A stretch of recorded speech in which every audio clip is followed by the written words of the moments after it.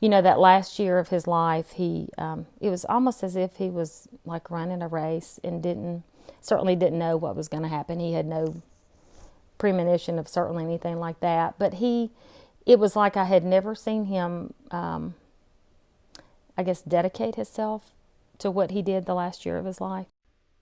He did. He dedicated himself to, the church, and he felt like that, God was leading him to be more and do more than what he was doing here.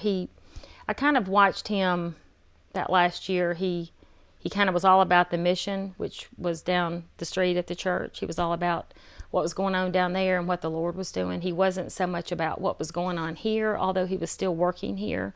It kind of all took maybe a second place, in his life. And I'm not in a bad way, but this out here was really not work to him. It was more, he enjoyed it. He liked what he did. So, he did it, but it didn't seem like work to him. But what he was really focused on was what was down the street and what was going on there. And he really, he still worked. So he would get up, I remember mornings he would get up at 4 and 4:30 just to study for a sermon or to teach or whatever was going on that week, just to really be able to know what he was talking about and have everything prepared. He was very intent and very dedicated that last year to what was going on at the church. And so this all kind of became secondary. But it was, I remember on a Wednesday night back in probably April or May, he said, and I would be taking notes on Wednesday night, and I would, sometimes write what he was saying, but not everything. And I remember more than once he said, if something ever happens to me, I don't want to be remembered as a strawberry farmer. I want to be remembered as a Christ follower. I'm going there to see my Father.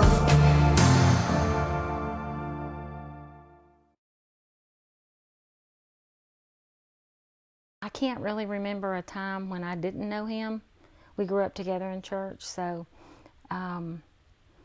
he loved to fish. He loved to the outdoors when he was young. Loved to hunt. And we would see each other at church, Sunday morning, Sunday night, Wednesday night, socials, Friday night, Saturday night. But we didn't have cell phones or anything, so we'd catch up at church. I can't remember a time that I didn't know him. I guess we started, kind of noticing each other at church, and I liked him, and then he would like me, and we were really bashful. We were about 13, 14.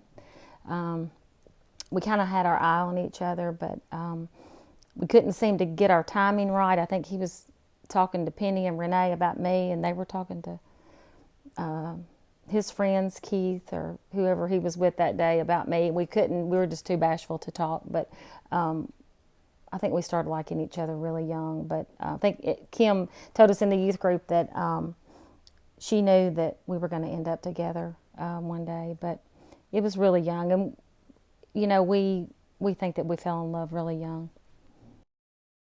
We had a great youth group, and we started, had liked each other for a long time, and we did date, and we dated in high school, and so yeah, it was about senior year that we started dating.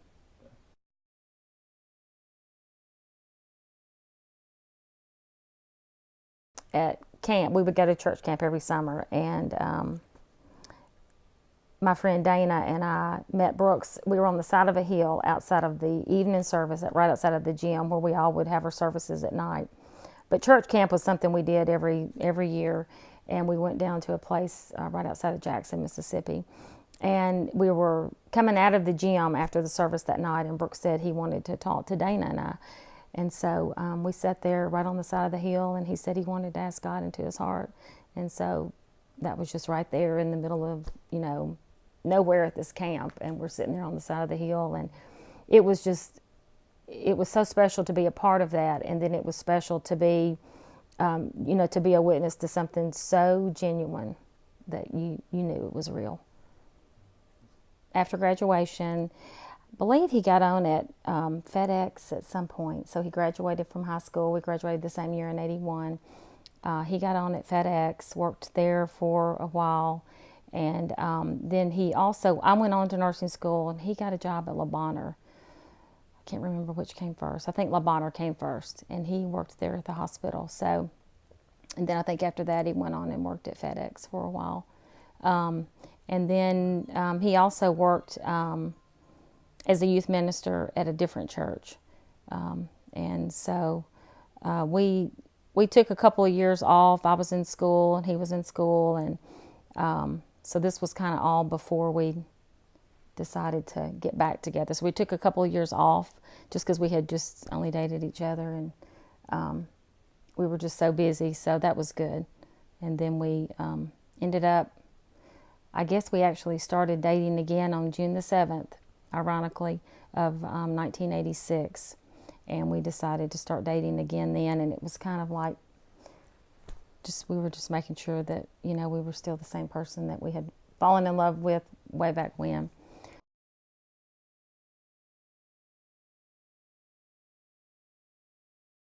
It was July the 10th, I believe, 1986, and I had gone out to his house, and he was working at FedEx at that time because I think he had just gotten off, and I actually put my hand next to the bed where he was sleeping just to wake him up, and he said I almost touched the ring, but I had no idea.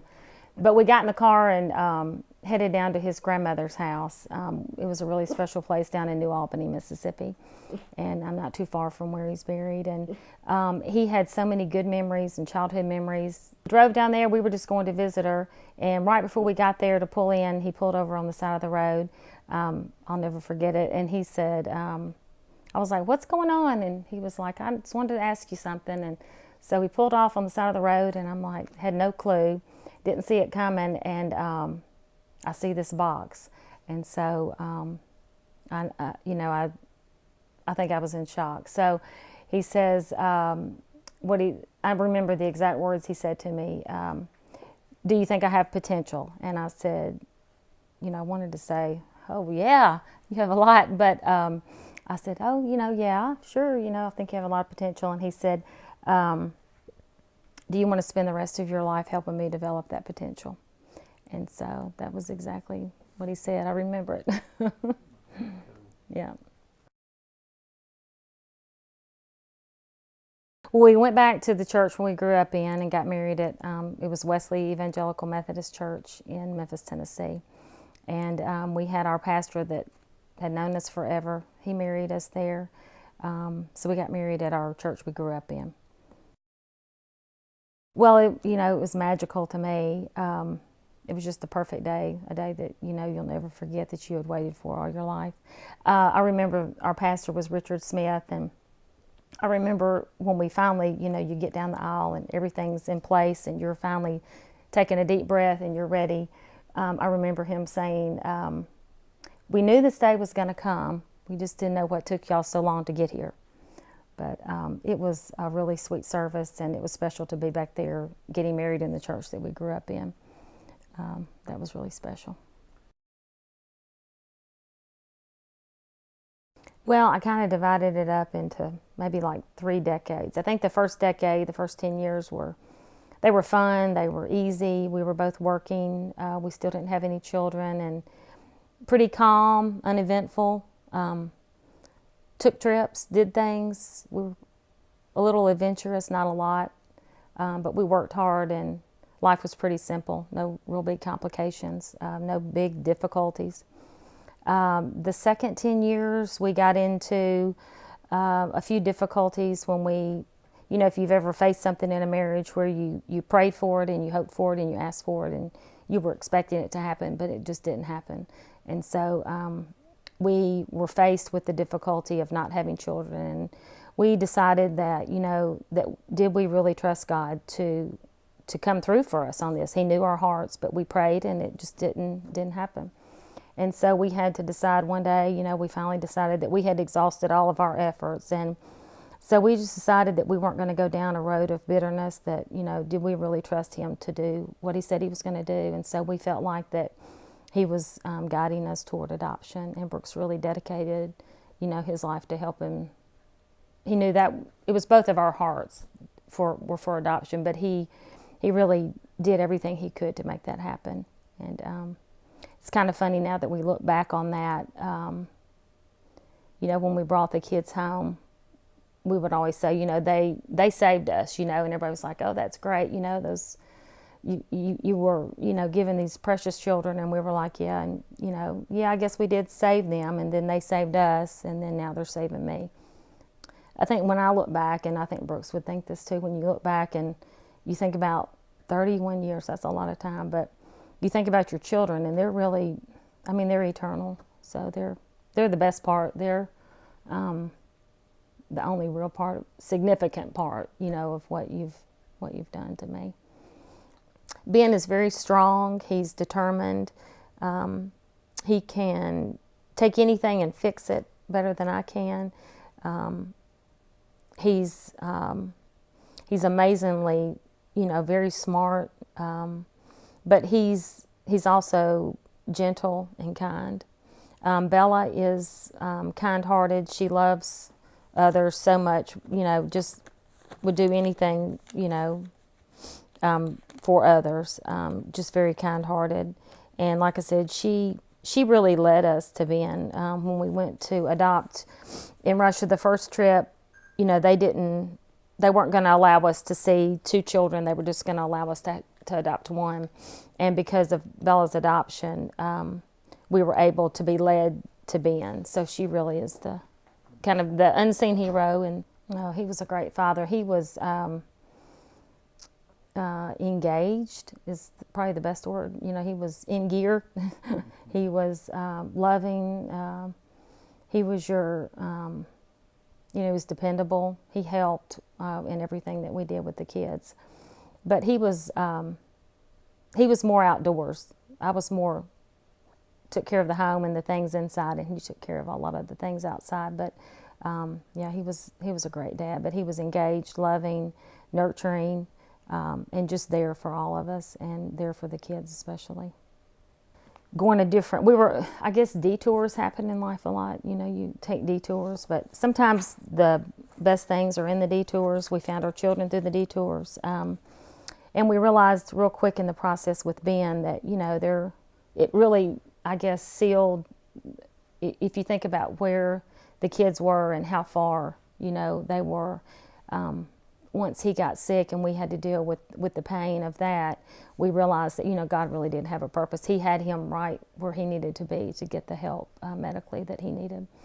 And we started that journey. It was very, very difficult for Ben, for us to realize that we had a child that was going to have to go through something like that. So it was devastating. It was devastating. It was, we thought our hard part came when we went to adopt, but it was, it was difficult. It was difficult for Ben. The hard part came when he went into transplant. That was the hardest part of the whole journey. But we were thankful that he was here to get what he needed. We were able to meet his bone marrow donor just a couple of weeks ago in person here at the house. Her and her family came, and we got to physically meet her. And it wasn't, anything that she expected to have a lot of fanfare with it. It was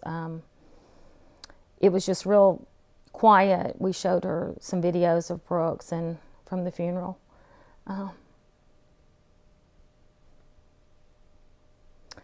But I remember her saying when she came that she was just a vessel.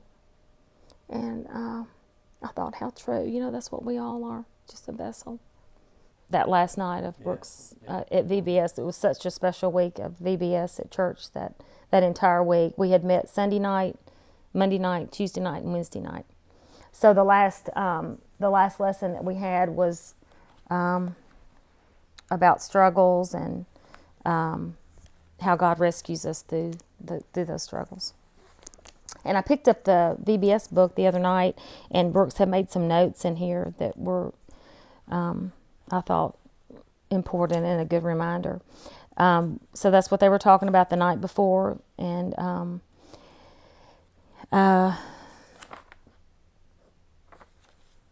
it says in the lesson, It said, have you ever struggled in a situation you couldn't change?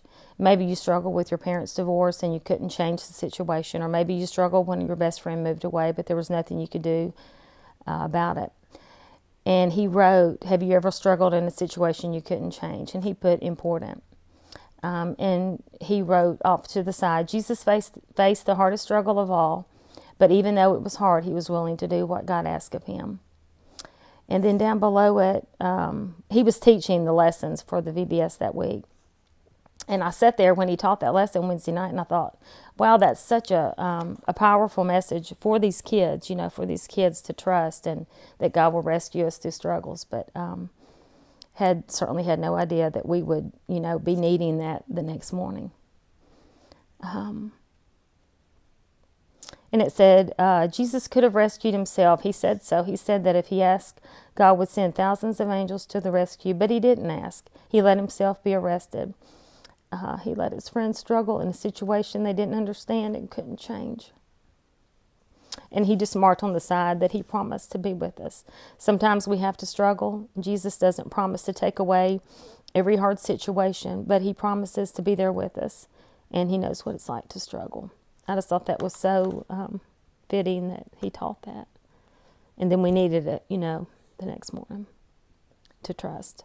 So, yeah, it's one of the things I'm so thankful for. When you've been married for a long time or even a short time, you take for granted that the other one's going to be there for a long, long time. So when you get ready to go, we're running with kids, busy, You might be hollering for something you need. You might be saying something maybe, you don't know. We leave hurried. You can leave mad. You can leave in a lot of different ways. But I'm so thankful that, when I think back over the 31 years, we were in a really good season, that whole year.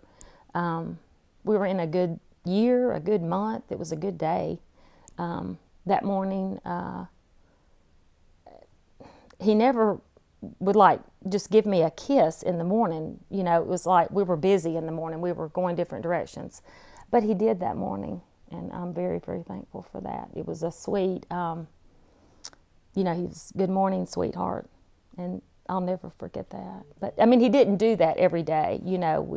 We said we loved each other every day, and but, not always in the morning. Not because he was trying to get to work. I'm trying to get the kids to school. It was